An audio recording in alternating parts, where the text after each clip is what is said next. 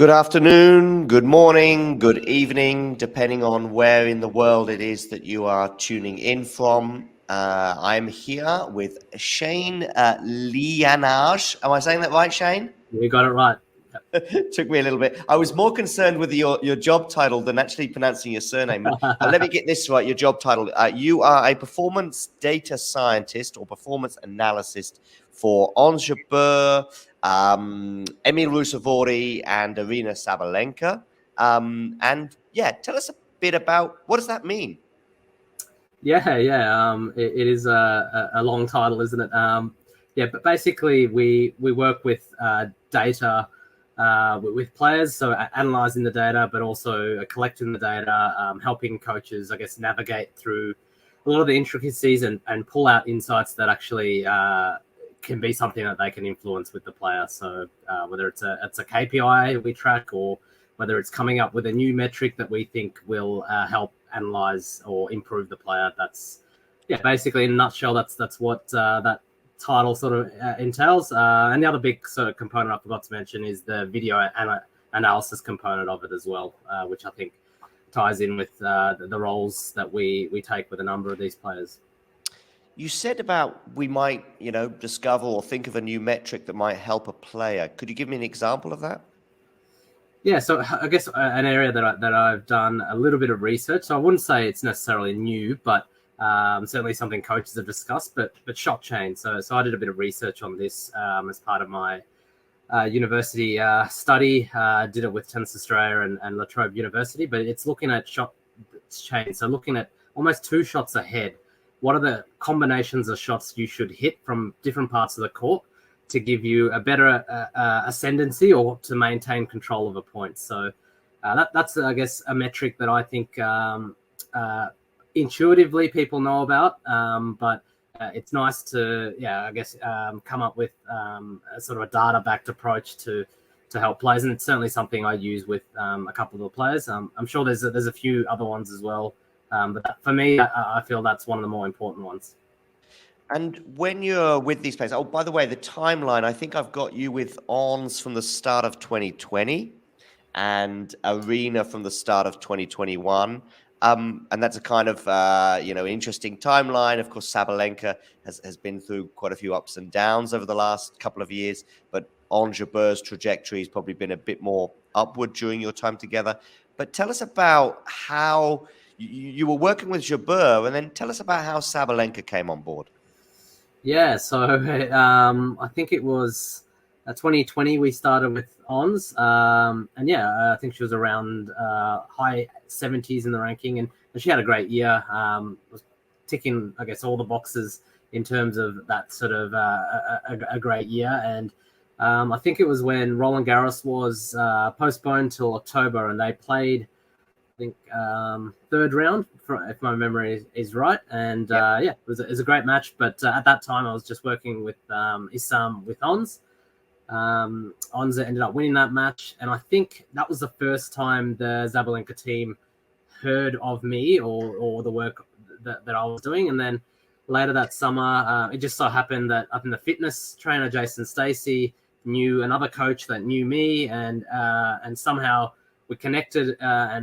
From January they used us, and when the first conversation with the coach, that mentioned that they wanted to. They'd sort of seen what had happened on the other side, and they were just interested to know if we could do something similar with the Aryna.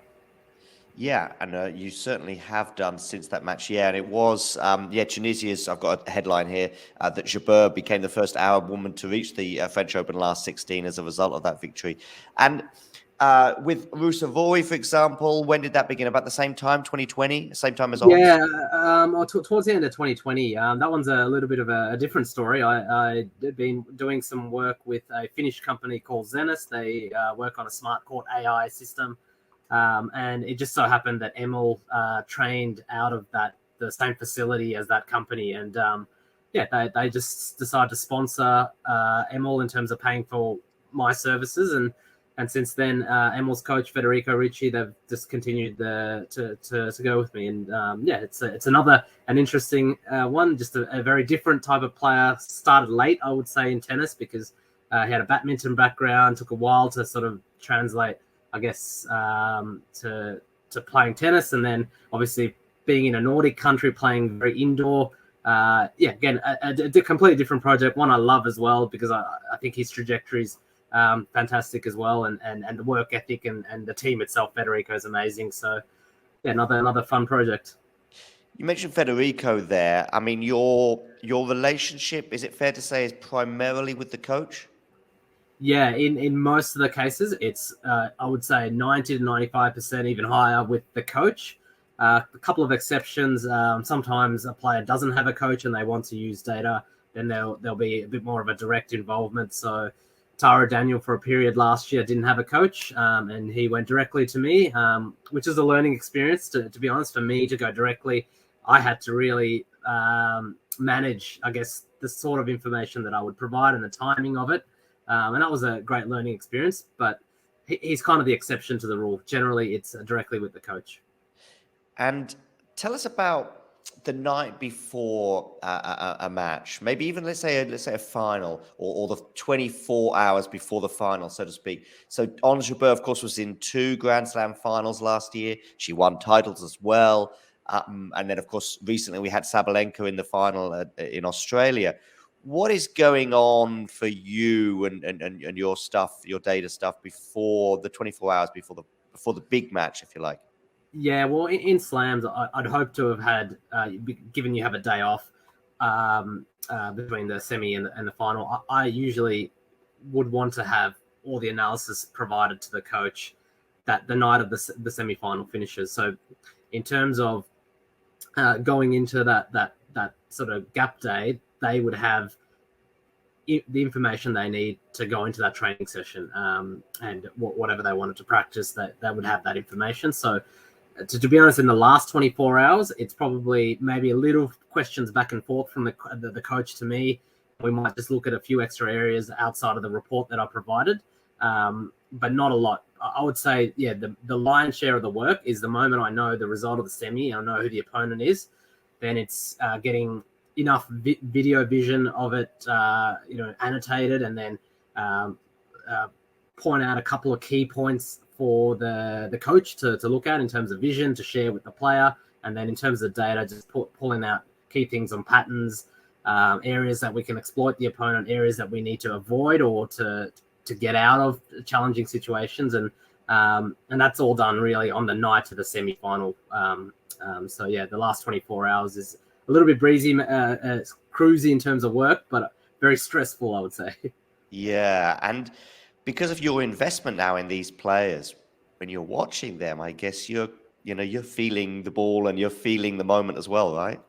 Yeah, but very nerve-wracking. The Ons one was a little bit different in the sense that I was just having my wife we had our first child in August last year. Okay. So the Wimbledon was just before. So I didn't travel to Wimbledon and didn't travel to the US Open. So that one, watching it from abroad is challenging. But yeah, you sort of ride the emotion. And then this year was very different with Sabalenka being able to be in the box as well. And I guess an innovation this year is we've got live data coming into the players box. So I felt a lot more in the game. I would say, of course, the Australian Open, just because of that.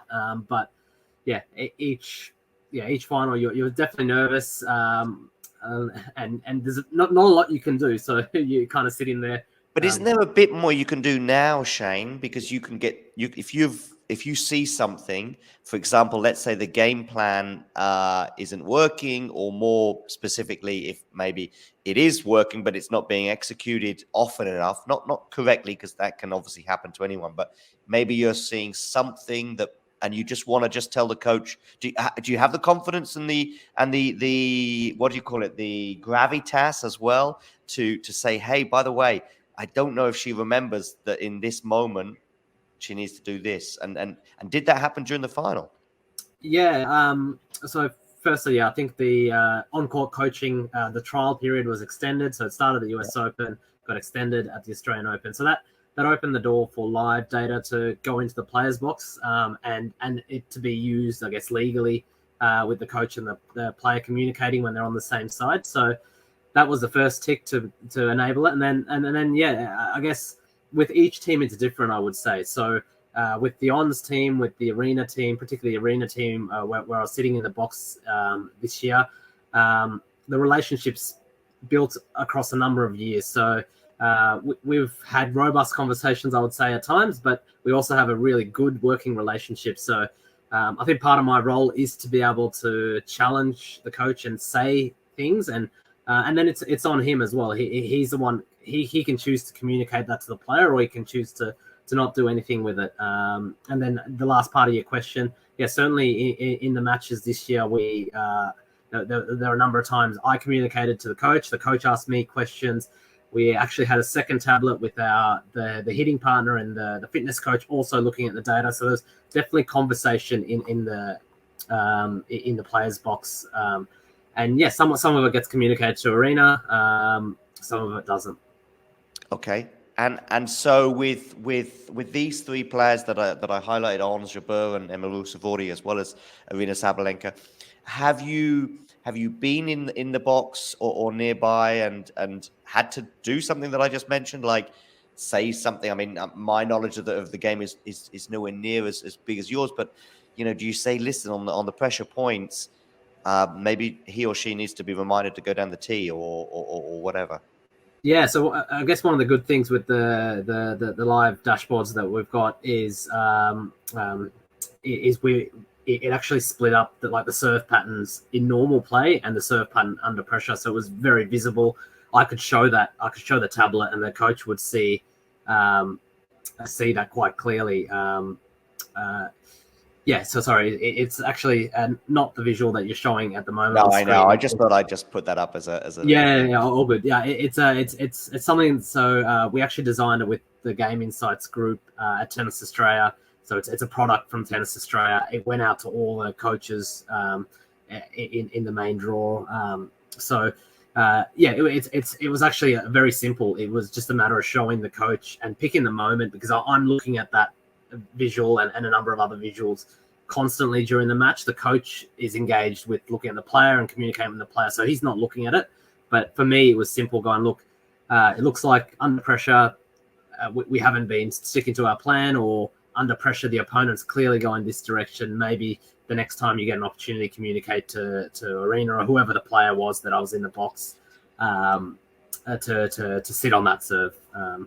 And yeah, sorry, I've missed one part of your question. I actually sat in Sabalenka's box, Emil's box, and a few other players, Taro's, Jabeur's at the Australian Open. I didn't. I think the schedules were just that Aryna and Ons were on the same side.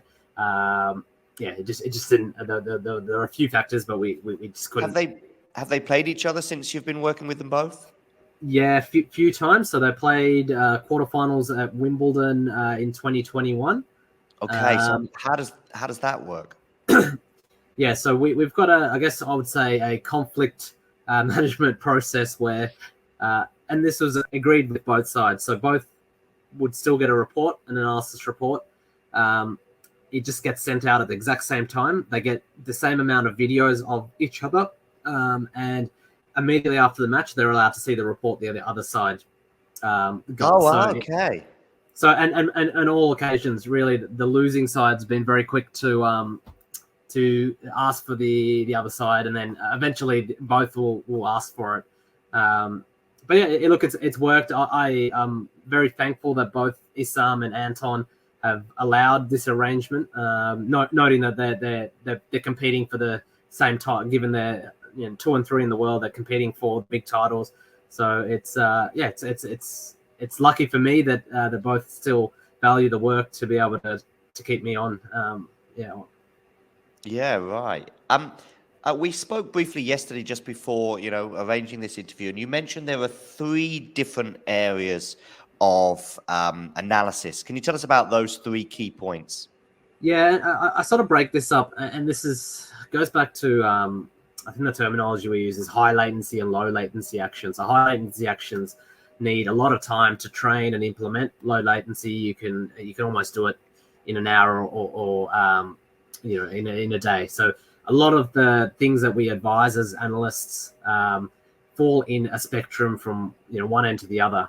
So because of that, I like to sort of break up the analysis that my company provides into three broad sort of categories. I would say off season, or where you've got 6-7 weeks, a big chunk of time, and we do sort of player deep dive analysis, big ticket items, like it might be a big pattern change, or it may even be a service action change, something bigger that needs a lot of time to practice. And you sort of focus on the off season period to provide a report like that, and then they can go off and work on that. Then just immediately before a big tournament, so the slam, sometimes before the World Tour Finals or Masters events, maybe 1 or 2 weeks out, we'd provide a little bit of a medium term, I would say, analysis, where you've got still a whole week and a half or 2 weeks to practice something, but it's not something that needs 6-7 weeks. So yeah, we do analysis in that range. And then finally, when you go into a tournament, it's more, I guess, the opponent scouting type analysis, where the focus is very much on the opponent, and you're just using a little bit of the player's strengths, but you're looking at ways to exploit the opponent's weaknesses by using your player's strengths. So yeah, I'd say the analysis breaks into three broad sort of categories like that. Okay, Shane, here's a random example for you. I am going to play against, let's make it one of the most difficult tasks in tennis. I'm going to play Novak Djokovic on Rod Laver Arena. Okay. Yeah. What can you give me to help me get a point, let's say, or perhaps even a game? You would then, first of all, would you say to me, well, what are your strengths? What are your weaknesses? You need to know some things about my game, right?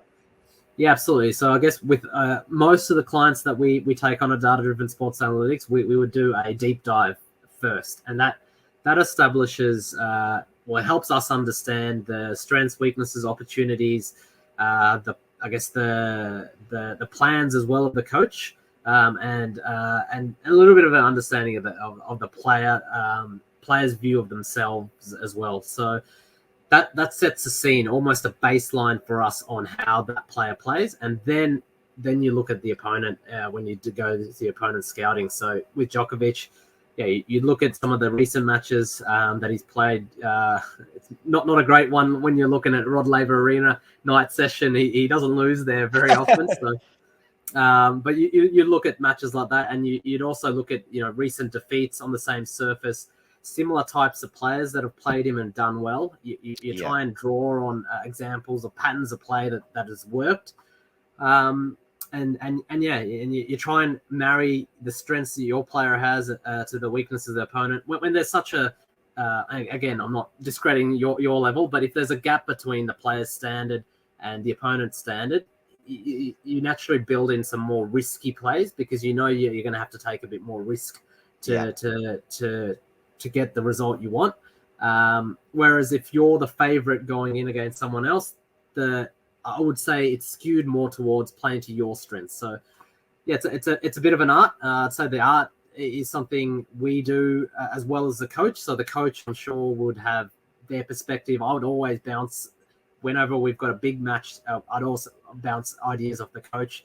Coach might say, yeah, let's have a look a little bit more at the forehand, or let's have a look at what happens on the third ball, fifth ball, and the analysis itself is a combination of, I guess, my work and the coach's input. Have you ever had, and I'm not necessarily referring to the three players that you're working with at the moment, have you ever had any disagreements or even a player or a coach coming back to you saying, oh, we don't think this worked today, you need to go back to your data, or something like that? Yeah, absolutely. So, I mean, it fortunately doesn't happen too often, but yeah, the number of times we've provided a scouting report and the coaches come back and said, look, felt like they played sort of different patterns today.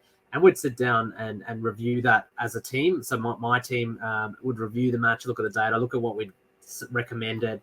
And on occasions we have provided a scout that wasn't the way that they played. And that's, I guess, there's an element of randomness in terms of a player. And then there's also an element of the opponent could have analyzed what they needed to do, and they've just implemented a plan slightly different to the way they've played in the past. So that's something that's always going to happen. It's it's not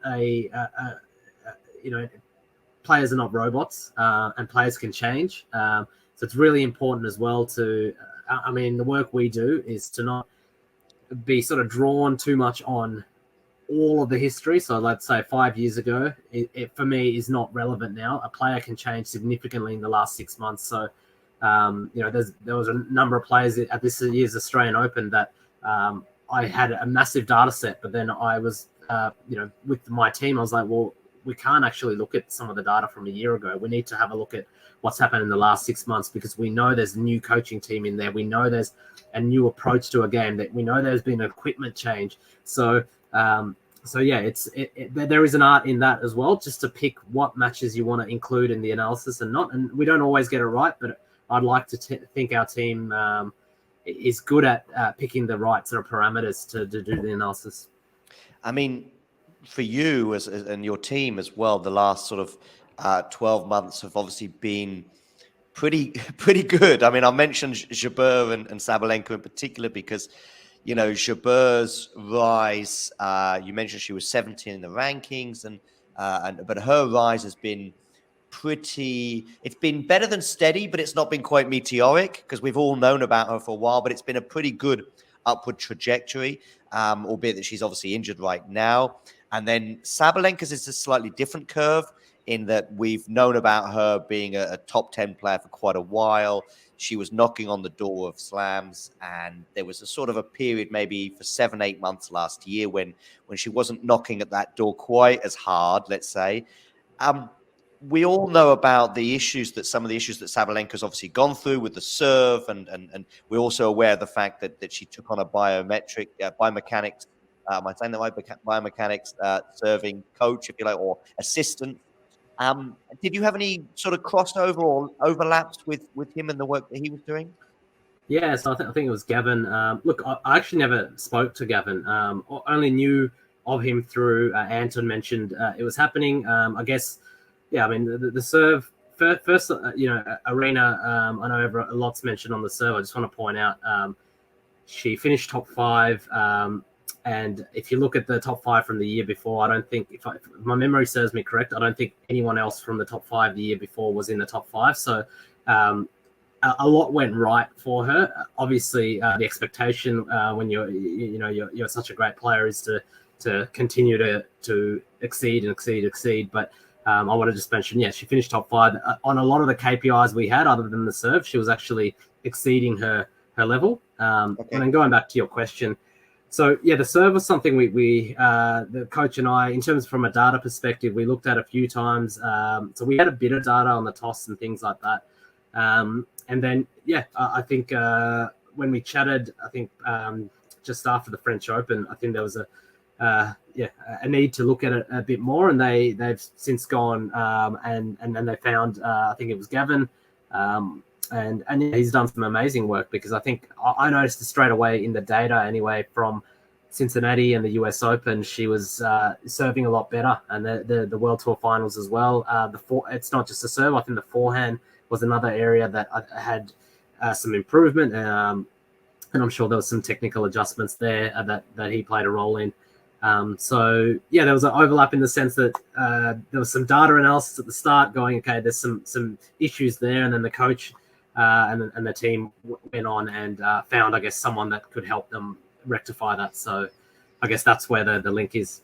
Yeah, right. And of course, you're sort of more on the data side, so you can. It's interesting you mentioned that you can then say, "Oh, I'm noticing that there's a relationship between taking this coach on board and not necessarily the results in terms of the end of the match, but you can sort of look at the serving results, if you like, and go, okay, we can see that you're getting the basics. Of course, you're getting a higher percentage of first serves in, and you're winning more points on serve, et cetera, et cetera. And I guess that's where you come in more than the biomechanics as such of the serve.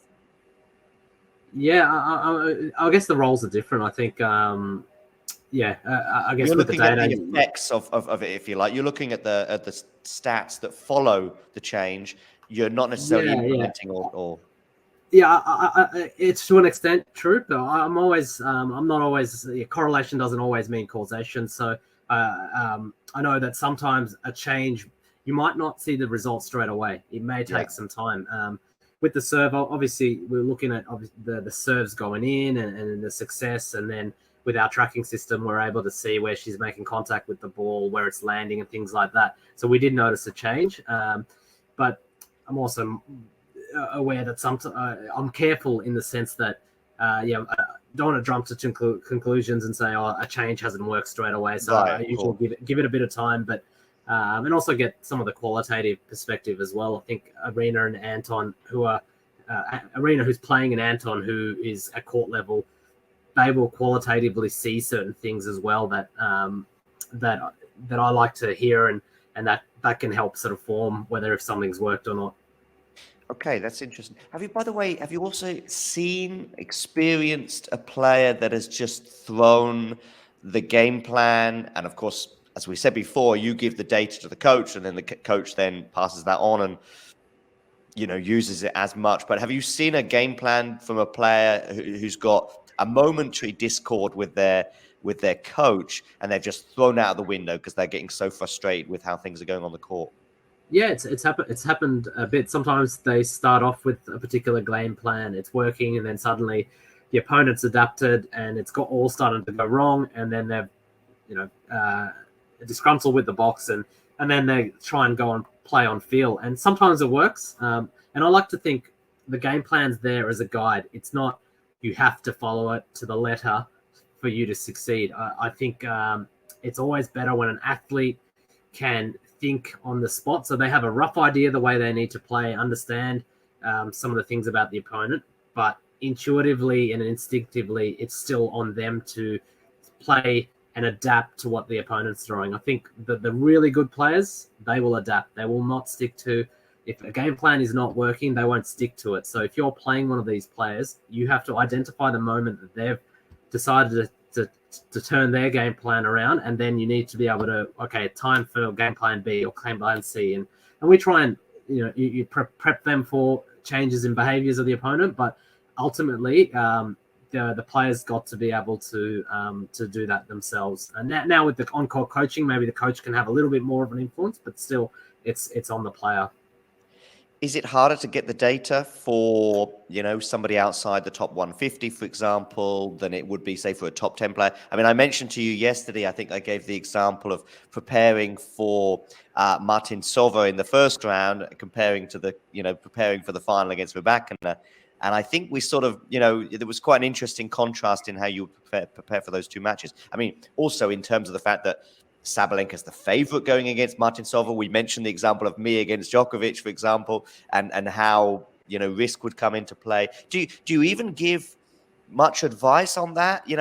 I guess even for an amateur player like myself, it's the risk element is like, I know that I've got a red line against Djokovic on every single point to have a chance of winning 2 points, if you like, irrespective of any potential weaknesses in his game, which are obviously very few. Yeah, I mean, personally, I wouldn't use the word risk in there. I would sort of build it in. And if you have a look at some of the strategies, you could probably see it's probably more risky than their sort of traditional or their normal sort of match play. So they would naturally understand that. Going back to your first question, yeah, we do some work with players outside the top 300, for instance. So in terms of they're not playing tournaments where you can get Hawkeye data, it's generally... there's some video. Sometimes we'll manually tag and get the data. So you will manually go, this is where the ball bounced, and get that. Some of the video is can run through our automatic tracking system, which does the same thing, tracks the player, tracks the ball, gives us some data. And we can do some similar analysis for those players. Players, once you're playing, particularly the bigger events, you can either get access to Hawkeye or you can still choose the manual tagging option, but you generally have a fair bit of data on that. I'd say for the Australian Open, I know Martincova, we didn't have as much as Rybakina, but we certainly still had enough. Like there was nothing that we had to go above and beyond to try and get extra data for her. But yeah, the match is different. I think naturally you go in, it's more about Aryna at that stage, and that's sort of playing her game, imposing her game, and playing on her terms. It's probably a couple of cliches there, but that's that. And I think the plan is focused a little bit on that. And then as you sort of progress through the rounds, you're playing. I know there was some tough ones in there. I think Rogers is generally a tricky matchup, so we had to think of a few things there. Mertens is a tricky one, and another interesting one because my company, so not me and other analysts, that they provide support for the Mertens team sometimes. So that was a bit of a DDSA derby, I would say. And then Bencic was definitely the Bencic match was one where we had a lot of discussion between me and the coach going in. Bencic went in a lot of form. So Aryna won the first Adelaide event, Bencic won the second one. So we knew that was a tricky one, and that first set was a very, very tough first set. Yep. But yeah, so that one we did a little bit more. We knew probably had to play a little bit out of the comfort zone, but still, Aryna had been doing some amazing things all year, so we didn't want to deviate too much, but there were a few extra things that we thought about for Bencic. And then, even Donna Vekic was not previously the head-to-head wasn't good. Vekic had certainly the last few times that we'd played, won 3-setters against Aryna. So that was, again, another one where we did a lot of chatting before. Coach had a lot of input in areas he wanted me to look at. And then, I think the game plan was pretty good for Donna. And then the final was probably the other big one where Elena's just an unbelievable ball striker. So there's no secret. We looked at the speed data of all the other opponents. They didn't hit the ball as big as Aryna. So we knew that there was going to be a time pressure element that Aryna hadn't faced for the rest of the tournament that would be there in the final. Again, I'm not going to go into too much detail into any of the plans just because we're probably playing them multiple times this year. But there was definitely we had to factor in a few extra things for the final. Save that for your book, Shane, when you're retiring, and you can tell all. When we talk about player matchups, for the casual observer, you're probably hearing this quite a bit as you tune into the 4 Grand Slams a year, if you like.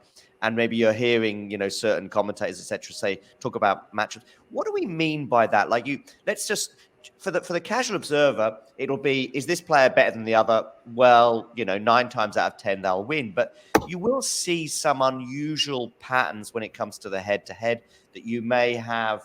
Nadal against Coric, for example, springs to mind, in that Coric has rarely threatened the top 10, and yet he has a winning record against Nadal. And of course, if the sample size is just 1 or 2 matches, it's too small. But once we see it over 5 or over 10, then we might see something emerging, and it might be like, why is it that Rafa or Roger or Novak has a particular problem against this player?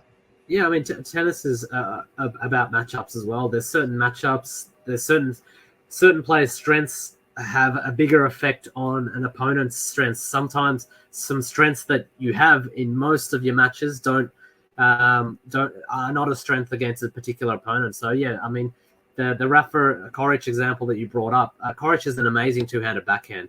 What Nadal loves to do, lefty forehand, he wants to play on the ad side and bully opponents' backhands. Coric is one that can take the ball on the rise, can go up the line, he can go hard cross back into the Nadal forehand. And just the fact that he's got those 2 shots in his arsenal takes away one of Nadal's biggest strengths.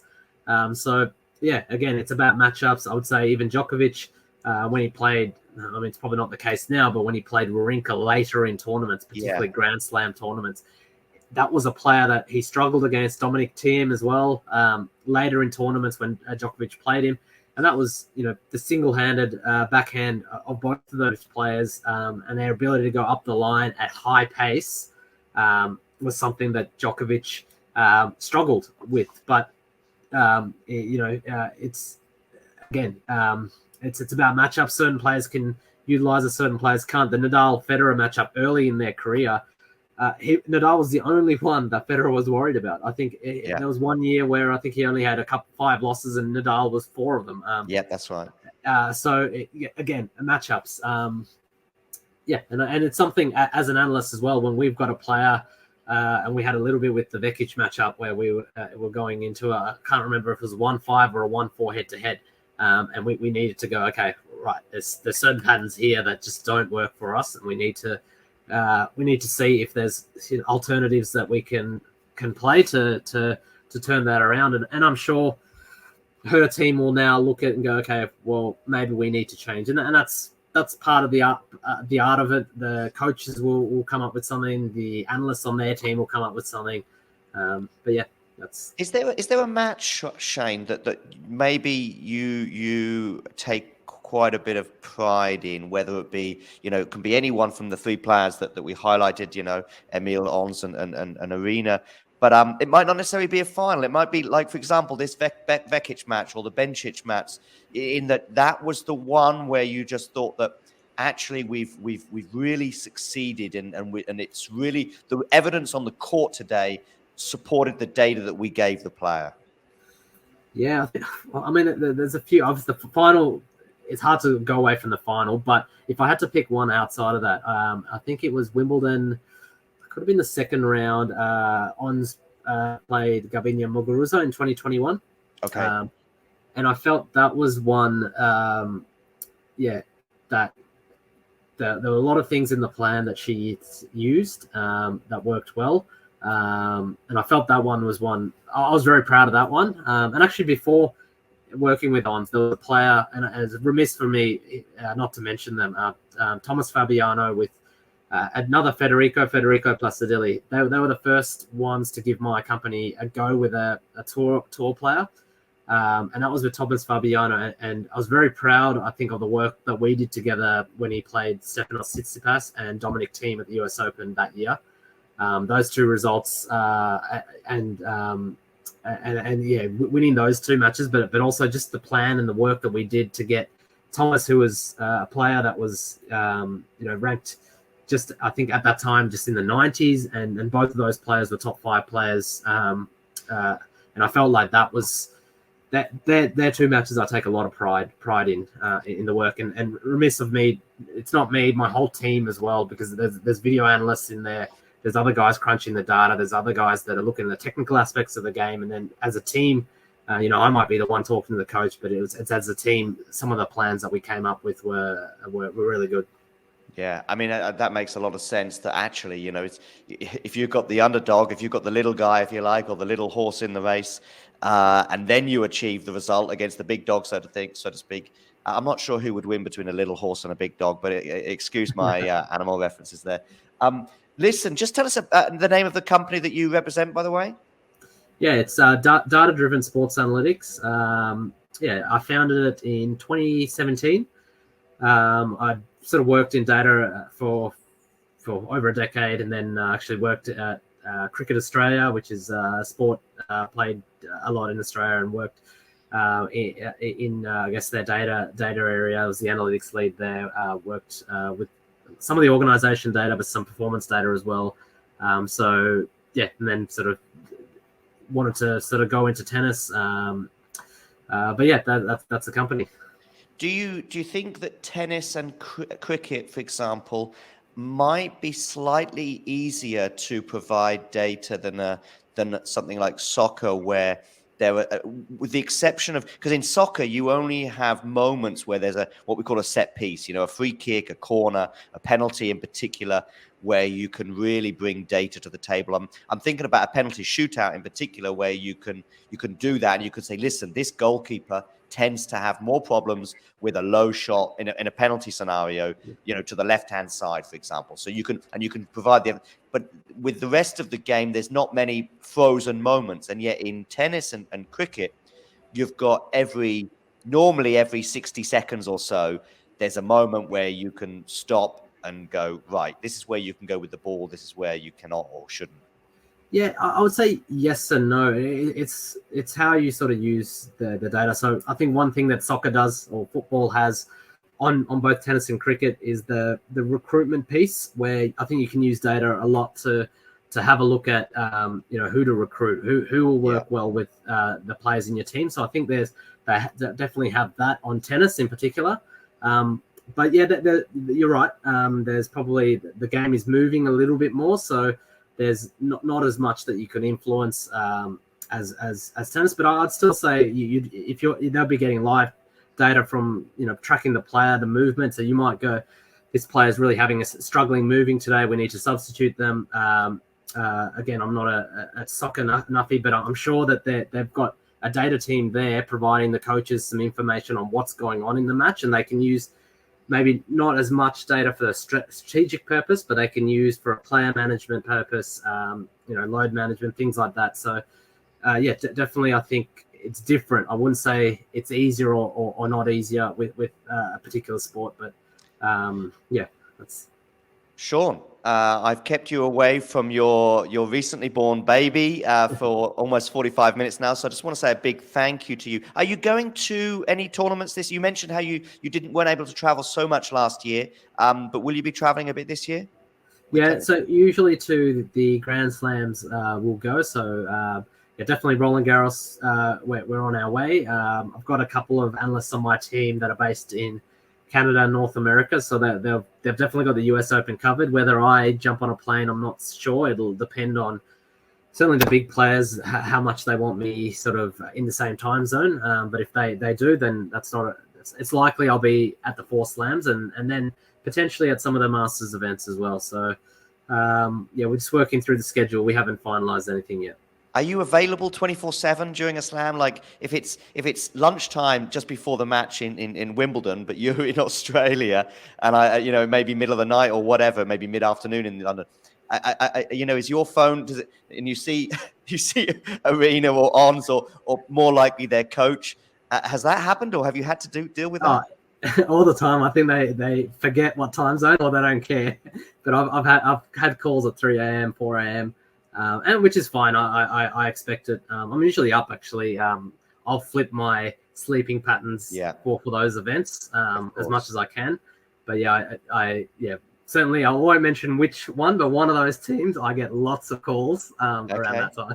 But it's also a compliment, right? I mean, it's how much they value you, and that's what you're here for. Listen, Shane, Shane, I'm getting myself confused. Listen, big thank you to you for your coming on and sharing your wisdom today.